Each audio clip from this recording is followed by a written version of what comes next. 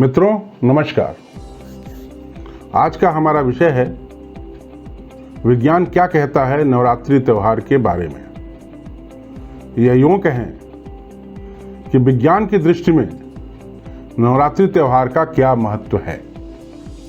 साथियों, मां दुर्गा की आराधना का त्योहार नवरात्रि त्योहार 17 अक्टूबर से प्रारंभ हो रहा है। इस नवरात्रि को शारदीय नवरात्रि कहा जाता है तथा यह अश्विनी माह के शुक्ल पक्ष के प्रतिपदा से प्रारंभ होती है। हर वर्ष ये त्योहार पितृमोक्ष अमावस्या के अगले दिन से प्रारंभ होता है, परंतु इस वर्ष 3 सितंबर से अधिमास लगने के कारण यह पितृमोक्ष अमावस्या के एक माह बाद अर्थात 17 अक्टूबर से प्रारंभ हो रहा है। आप सभी को ज्ञात है कि एक वर्ष में 4 नवरात्रि होती हैं, 2 प्रकट नवरात्रि तथा 2 गुप्त नवरात्रि। प्रकट नवरात्रि में पहली चैत्र मास में चैत्र नवरात्रि तथा दूसरी अश्विनी मास में शारदीय नवरात्रि। गुप्त नवरात्रि भी 2 होती हैं, पहली आषाढ़ मास में दूसरी पौष मास में। प्रकट नवरात्रि में भक्तजन मां दुर्गा के 9 रूपों की वंदना करते हैं।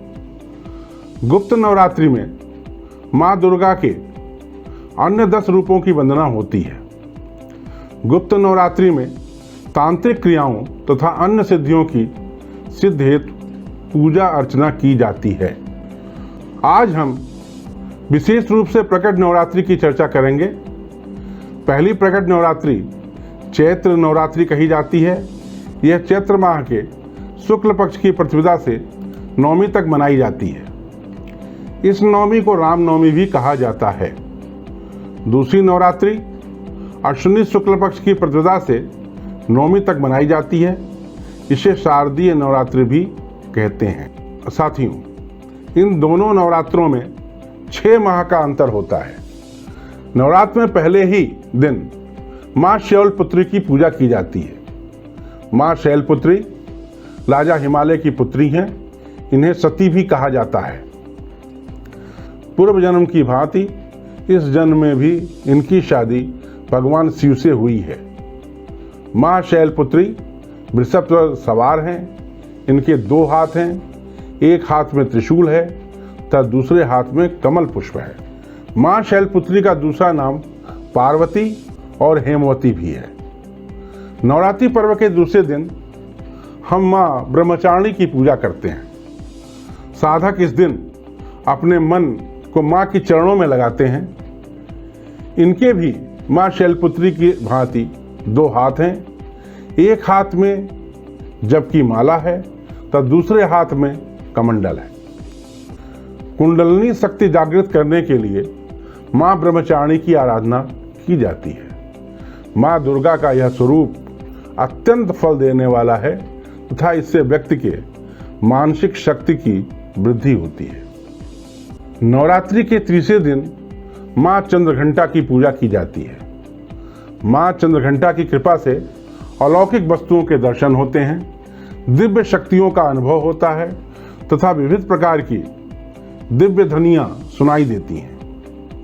मां चंद्रघंटा का स्वरूप अत्यंत सौम्यता एवं शांति से परिपूर्ण रहता है। मां के शरीर का रंग स्वर्ण के समान चमकीला है। इनके 10 हाथ में विभिन्न प्रकार के शस्त्र एवं बाण हैं। मां का वाहन सिंह है तथा इनकी मुद्रा युद्ध के लिए तैयार रहने की है। नवरात्रि के चौथे दिन मां कुष्मांडा देवी की पूजा होती है। साधक को इस दिन अत्यंत पवित्र होकर मां की आराधना करना चाहिए। जब सृष्टि का अस्तित्व नहीं था तब इन्हीं देवी ने ब्रह्मांड की रचना की है। यह आदि शक्ति हैं। इनकी शरीर की कांति एवं प्रभा सूर्य के समान तेज है।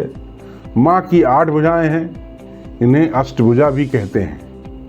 इनके 7 हाथों में क्रमशः कमंडल, धनुष, वाण, कमल पुष्प, अमृत पूर्ण कलश, चक्र तथा गदा है तथा 8वें हाथ में सभी सिद्धियों को प्रदान करने वाली जप माला है। इनका भी वाहन सिंह है। माँ का 5वां रूप स्कंद माता का है। इनकी पूजा नवरात्रि के 5वें दिन की जाती है। माँ मोक्ष का द्वार खोलने वाली परम सुखदायी है। माँ भगवान स्कंद अर्थात कुमार कार्तिकेय की माता हैं। कुमार कार्तिकेय प्रसिद्ध देवासुर संग्राम में देवताओं के सेनापति बने थे। कुमार कार्तिकेय की माँ होने के कारण इन्हें माँ स्कंद माता कहा जाता है। माँ की 4 भुजाएं हैं। उनके दाहिने तरफ की नीचे वाली भुजा जो ऊपर उठी हुई है उसमें कमल पुष्प है।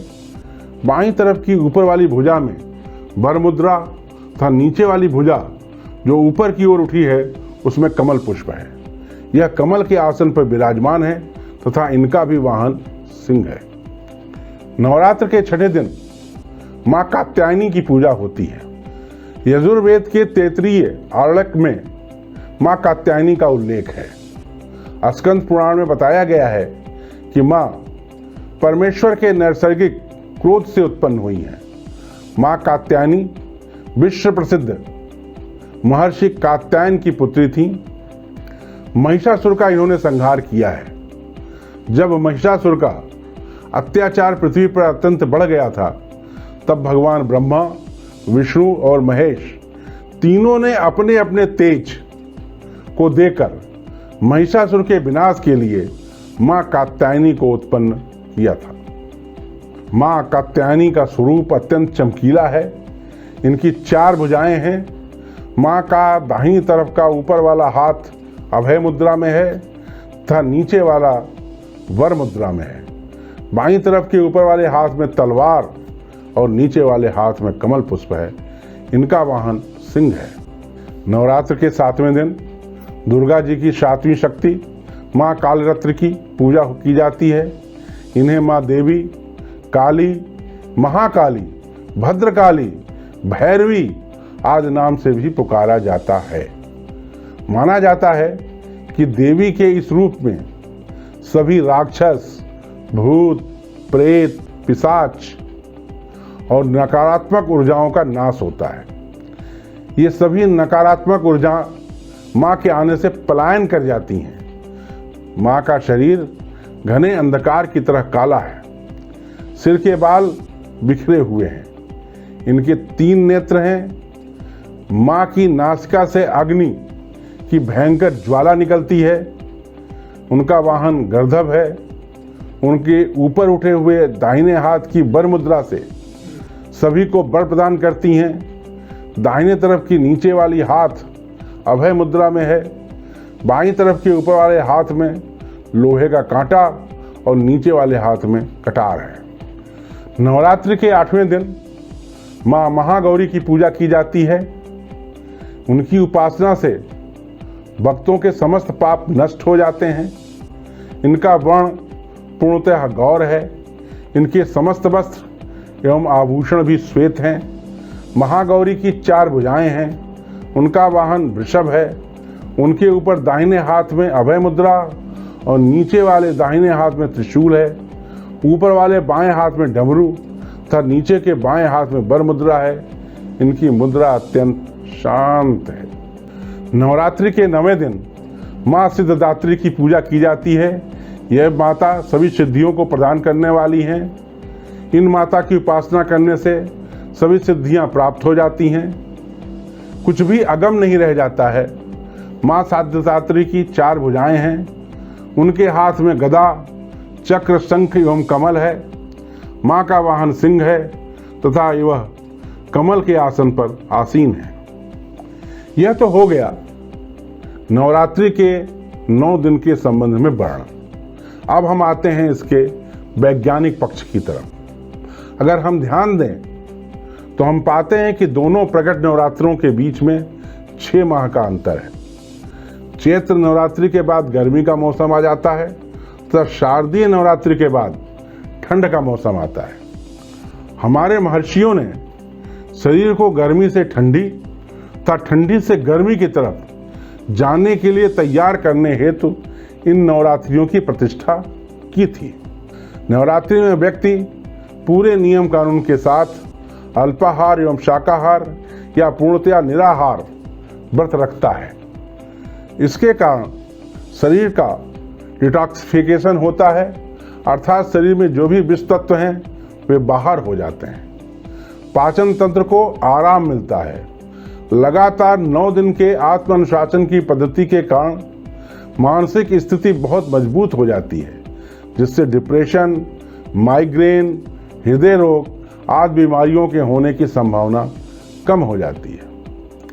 वर्ष के बीच में जो हम एक एक दिन का व्रत रखते हैं, उससे मानसिक स्थिति मजबूत नहीं हो पाती है, केवल पाचन तंत्र पर ही इसका प्रभाव पड़ता है। नवरात्र के व्रतों का अगर हम शरीर पर उसका अध्ययन करना चाहें तो उसका सबसे उम्दा उदाहरण आज की तारीख में हमारे देश के प्रधानमंत्री माननीय नरेंद्र मोदी जी हैं, जो कि नवरात्र में पूरे 9 दिन निराहार व्रत रख करके पूरी ऊर्जा के साथ कार्य करते हैं और उनको देखने से कहीं ये महसूस नहीं होता कि उनके अंदर कोई थकावट है। देवी भागवत के अनुसार सबसे पहले मां ने महिषासुर की सेना का वध किया था, उसके बाद उन्होंने महिषासुर का वध किया। महिषासुर का अर्थ होता है ऐसा असुर जो कि भैंसे के गुण वाला है, अर्थात जड़ बुद्धि है। महिषासुर के विनाश करने का अर्थ है समाज से जड़ बुद्धि का विनाश। समाज को इस योग्य बनाना कि वो नई बातें सोच सके, तो निरंतर आगे प्रगतिशील प्रगति के रास्ते पर बढ़ सके। समाज जब आगे बढ़ने लगा तो आवश्यक था कि उसकी दृष्टि पैनी होती, वह दूर तक देख सकता। अतः महिषासुर के बाद माता ने ध्रुमलोचन का वध कर समाज को दिव्य दृष्टि दी। ध्रुमलोचन का अर्थ होता है धुंधली दृष्टि। इस प्रकार माता जी ने ध्रुमलोचन का वध कर समाज की धुंधली दृष्टि को समाप्त किया और दिव्य दृष्टि प्रदान की। हम सभी जानते हैं कि एक स्थान पर जब बहुत ज्ञानी इकट्ठा हो जाते हैं तो बहुत तर्क वितर्क होने लगता है। हर आदमी अपनी बात को सही साबित करने के लिए तर्क देता है और बाकी लोग उसकी बात को गलत साबित करने के लिए तर्क देते हैं। इस तर्क वितर्क में समाज की प्रगति अवरुद्ध हो जाती है। चंडमुंड इसी तर्क और वितर्क का प्रतिनिधित्व करते हैं। माता ने चंडमुंड को समाप्त कर समाज को बेमतलब के तर्क वितर्क से आजाद किया और समाज को यह संदेश दिया कि बेमतलब के जो तर्क वितर्क होते हैं उनसे समाज प्रगतिशील नहीं हो सकता है। समाज जब प्रगति की तरफ आगे बढ़ता है तो उसमें नकारात्मक ऊर्जा भी आती है। इस नकारात्मक ऊर्जा का प्रतिनिधित्व रक्त बीज राक्षस करता था और उसको समाप्त कर माता ने इस नकारात्मक ऊर्जा को समाप्त करने का कार्य किया। हम जानते हैं कि एक रक्त बीज जब समाप्त होता था तो उसके रक्त से हजारों रक्त बीज पैदा हो जाते थे। इसी प्रकार जब हम एक नकारात्मक ऊर्जा को ढंग से समाप्त नहीं करेंगे तो हजारों नकारात्मक ऊर्जा प्राप्त होगी। अतः नकारात्मक ऊर्जा को समाप्त करने के लिए बहुत सावधानी के साथ, बहुत दृढ़ता के साथ नकारात्मक ऊर्जा को इस तरह से समाप्त करना चाहिए कि उसका अस्तित्व ही पूरी तरह से समाप्त हो जाए। हम सभी जानते हैं कि नवरात्रि में रात्रि का ज़्यादा महत्व है, दिन का महत्व कम है। नवरात्रि के अवला दीपावली ये भी रात में मनाई जाती है। होलिका दहन ये भी रात में होता है। साथियों, नवरात्र में हम व्रत, संयम, नियम, यज्ञ, भजन, पूजन, योग साधना, बीज मंत्रों का जाप कर सिद्धियों को प्राप्त करते हैं। हम यह जानते हैं कि अगर दिन में आवाज दी जाए तो आवाज ज्यादा दूर तक नहीं जाएगी। रेडियो की तरंगें दिन में बहुत दूर तक नहीं जा पाती हैं। इसी तरह से अगर हम रात में अपने रेडियो को सेट करें तो वह दूर का स्टेशन भी पकड़ लेता है।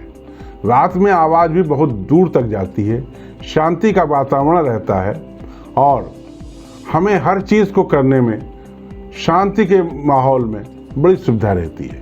शंख की ध्वनि, घंटे की ध्वनि, ये सभी चीजें रात्र में बहुत दूर तक सुनाई देंगी, जबकि दिन के कोलाहल में वो दब जाती हैं। इस वजह से नवरात्रि में सिद्धि हेतु रात्रि को ज़्यादा महत्व दिया गया है। हमारे शरीर में 9 द्वार हैं। 9 द्वार कौन कौन से हैं? 2 आँख, 2 कान, 2 नाक, 1 मुख, 1 मल द्वार तथा 1 मूत्र द्वार। इन 9 द्वारों को सिद्ध करने हेतु, पवित्र करने हेतु नवरात्रि के पर्व का विशेष महत्व है।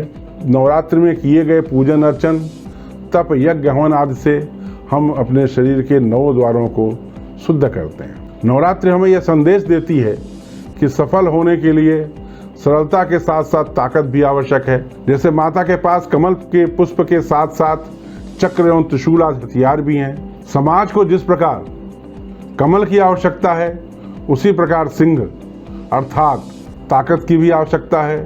वृषभ अर्थात गौवंश की आवश्यकता है। गधा अर्थात बोझा ढोने वाली ताकत तथा पैदल अर्थात स्वयं की ताकत, सभी कुछ आवश्यक है। माता के वाहन में ये सभी मिलते हैं। अंत में माँ दुर्गा से हमारी प्रार्थना है कि वो आपको पूरी तरह से सफल करे। आप इस नवरात्रि में जप, तप, पूजन, अर्चन कर मानसिक एवं शारीरिक दोनों रूप से आगे के समय के लिए तैयार हो जाएं। माँ से यह भी प्रार्थना है कि यह कोरोना काल यथाशीघ्र समाप्त हो। जय माँ शारदा।